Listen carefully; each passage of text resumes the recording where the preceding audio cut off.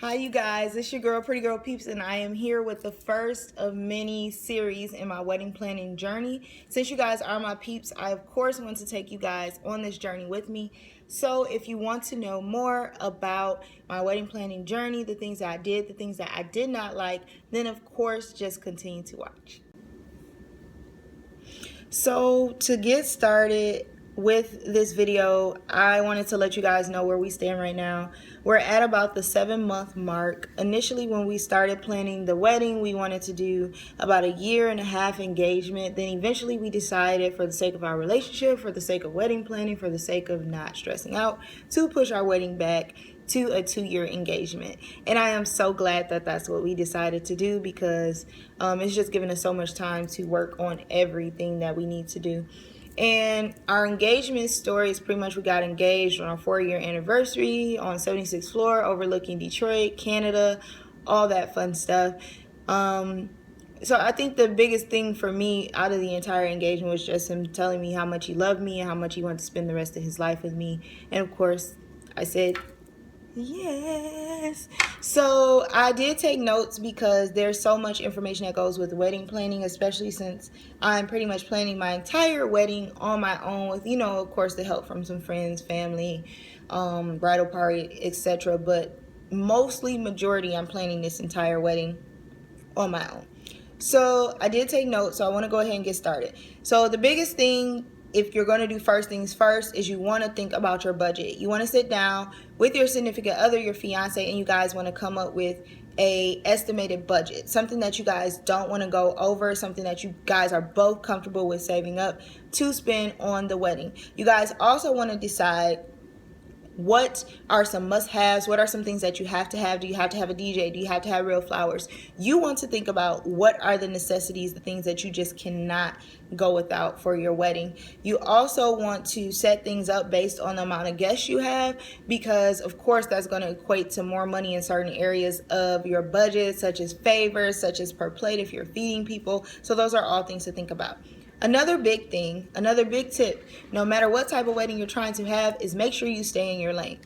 Make sure you know how much you can and you cannot spend. Don't try to be a big baller if that's not your lifestyle. Don't try to overdo it. I've seen some really ugly weddings at a high price tag, and I've seen some beautiful weddings at a low price tag. So there's different ways that you can have a glamorous wedding on a budget. Just make sure you do what you want to do, because after the wedding is over, it's one day and you still have to go on with the rest of your life. So make sure you kind of consider that as well.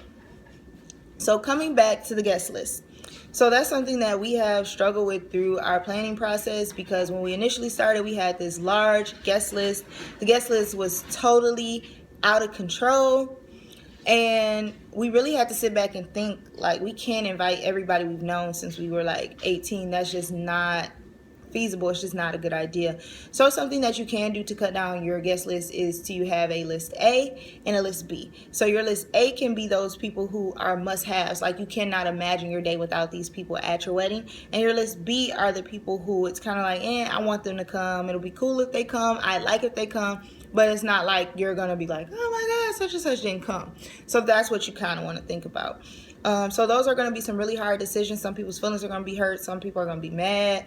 But the people who really love you will still be cool with it. Something else that you may get when you start planning your wedding is random people you don't talk to, you never really talk to, asking, when's the wedding? Where's my invitation? Here's my address for the save the date. At this time, we just can't accommodate everybody, and that's like real life. That's real talk. And if people can't understand that, don't know what to tell them.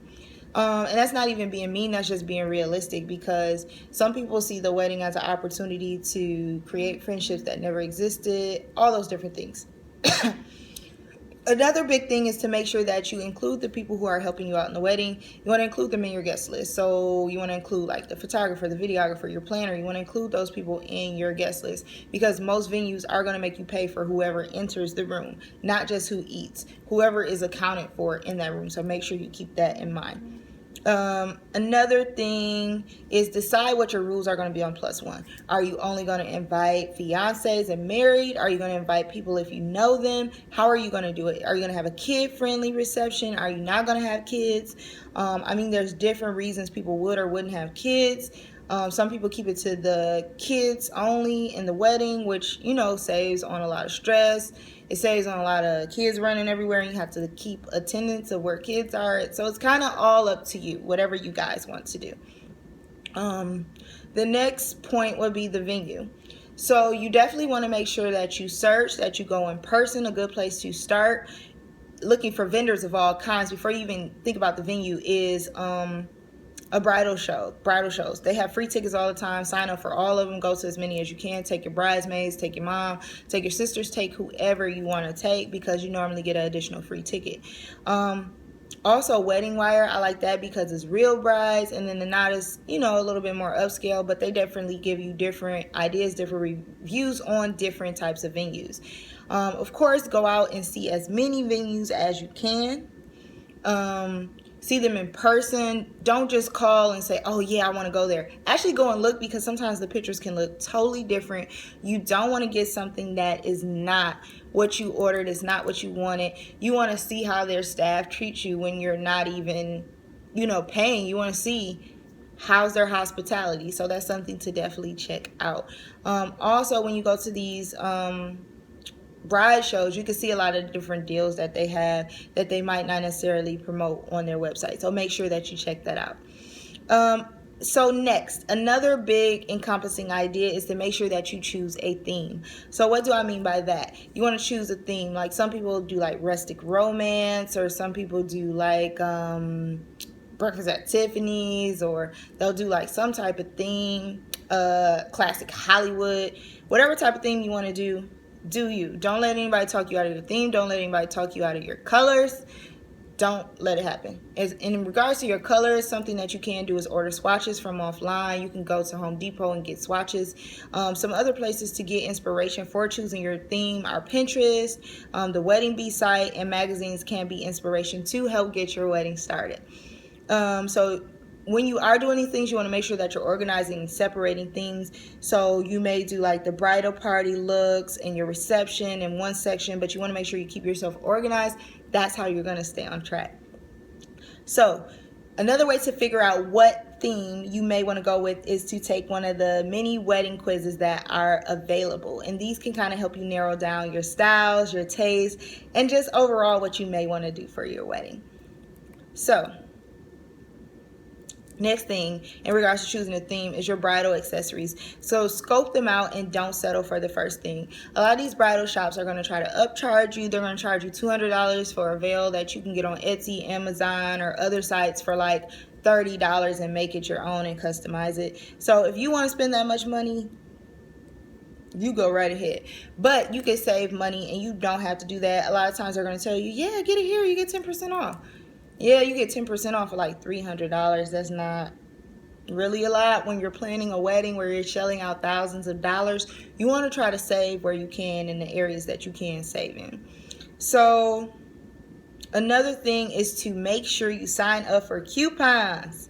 Make sure you sign up for newsletters. Make sure you sign up for all of those things, because all the wedding sites, and especially the craft sites, you're going to be able to get like coupons for like 50% off, 40% off, 60% off. So you want to go to Michael's, Joann's, Hobby Lobby. My fiance will tell you I'm at Joann's like all the time buying something, getting something with the coupon.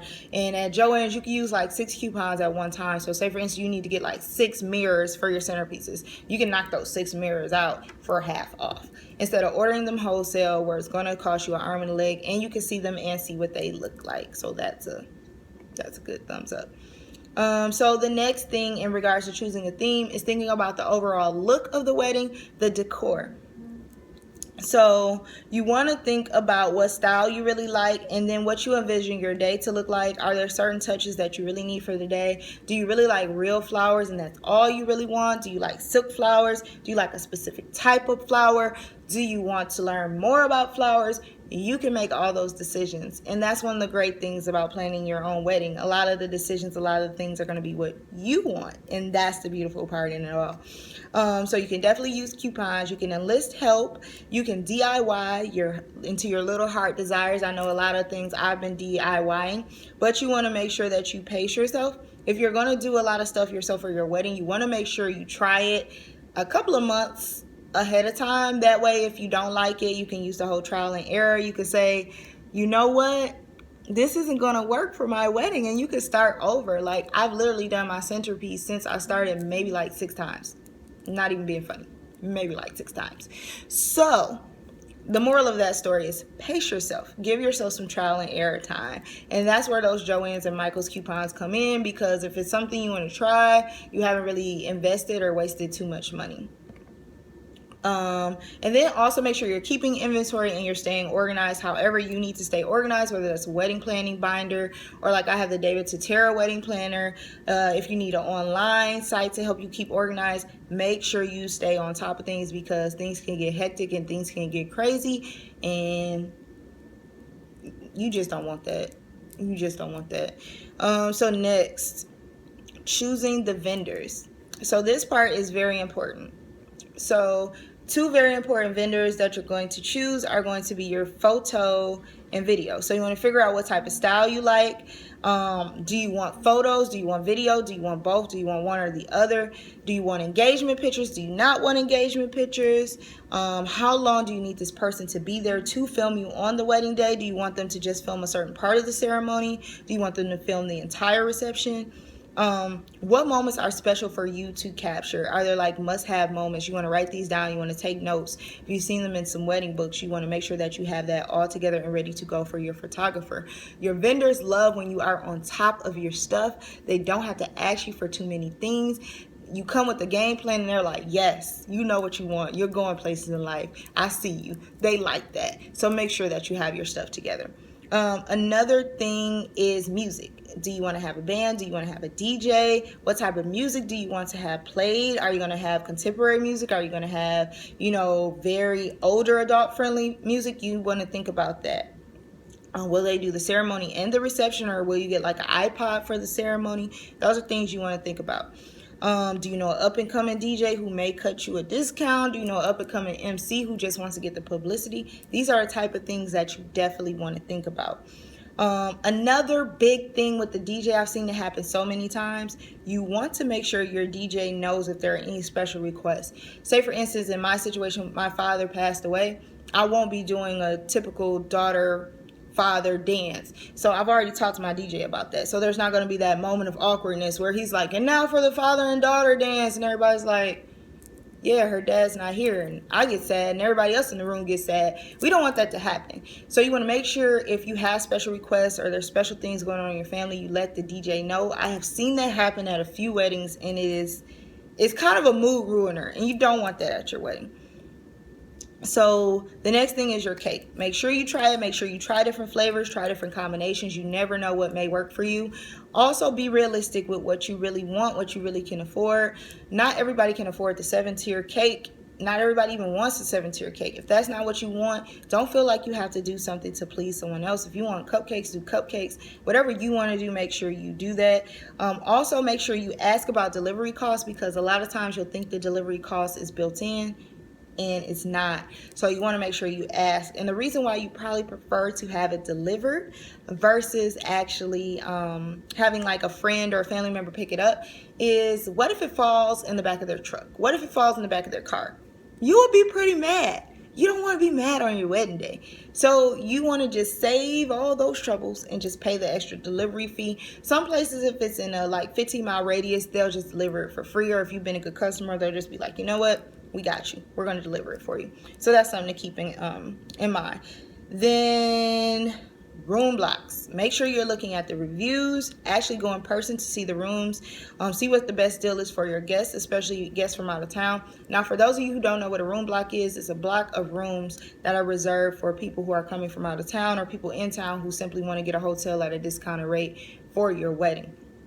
The reason why this is nice is because if somebody's coming from out of town, you don't want them to have to search for accommodations. You don't want them to have to try to stay at your uncle's house, your cousin Poo-Poo's house. You don't want all that. You want to make sure that they are well taken care of, and, they don't even have to worry about that. The next thing is save the dates. You want to make sure you sign up for every single stationery, newsletter, coupon, all that there is.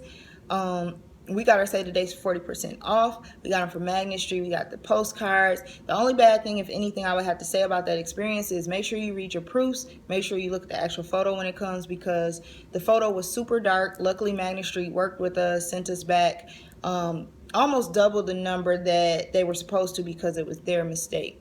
Another thing with save the dates is make sure you account for postage. Make sure you account for people you can simply hand the save the dates and people you absolutely have to mail it to. So speaking of save the dates, I actually did that in assembly style. My bridal party, like the best bridal party in the world, by the way, they came over and helped me tackle the save the dates. So the last thing that I actually am going to talk about is your bridal party and your website, and I'm going to let you guys go. So your bridal party. Very important that you choose people who do these two things, who have contributed to you and your relationship, and people who also are dependable. You want to get people who are going to pay their things on time. They're going to have their dress. They're going to have their hair, their makeup, whatever you need them to do, they're going to do it. You don't want to get your friend who always shows up late. You don't want to get your friend who never keeps a date with you. You want to make sure you have responsible people in your wedding party. And I could definitely say all my girls are responsible, and if I ask them to do something, they do it. So you really want to think about that when you're picking people out. You want to think about, you have to give these ladies gifts. So that's something to think about. If you have 13 bridesmaids, you have to give 13 gifts. So you really want to think about monetarily how much that's going to cost you. Like, yes, it sounds cute, and yes, you want to have everybody you've ever known, all your line sisters, you want to have all your cousins. It sounds cute until you have to buy all those gifts. So just think about it. Another big thing is some people are going to be mad that you didn't pick them to be in your wedding party. So you can also make people hostesses, guest book attendants, readers, things like that. So there are other roles. So lastly, I want to touch on the website. There are tons of free websites that have free templates, free layouts. Make sure you take your time with the website. Make sure it looks like what you and your fiance want it to look like. It shouldn't be trying to please anybody else. Everything in the wedding should be about you and your fiance. So another thing is to make sure that you include your fiance in the website. Make sure that they get a chance to narrate their part of the story as well. And you want to make it interesting so people can find out more about you guys. Say, for instance, if you have an uncle who may not know your fiance that well, or vice versa, it kind of gives them a chance to know your story. And then lastly, I chose Wedding Wire just because I like that it also has the RSVP thing for when we decide to send out our invitation to do our guest list. And I like that it has our accommodations so people know where they need to stay. It has the flight information, the church information. It has our story. And then best of all, it has our registry information. So if people do want to give us a gift, which we know some people might not want to give a gift, for whatever reason. But if they do, we have the registry information all ready to go on the website. So that's something to think about. Do you want a traditional registry? Do you want a non-traditional, kind of like what we did with the honeymoon? So it's kind of whatever you want to do.